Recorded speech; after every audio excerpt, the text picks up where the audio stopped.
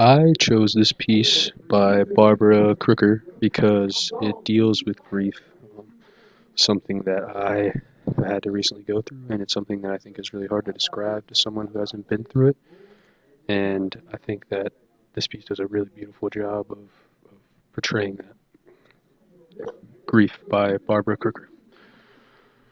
Grief is a river you wade in until you get to the other side. But I am here, stuck in the middle, water parting around my ankles, moving downstream, over the flat rocks.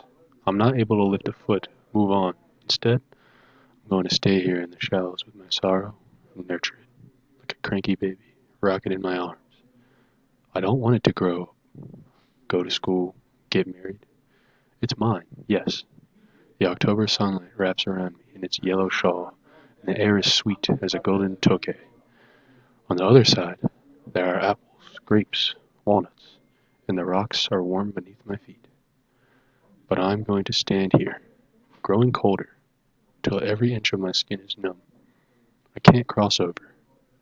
Then you really will be gone.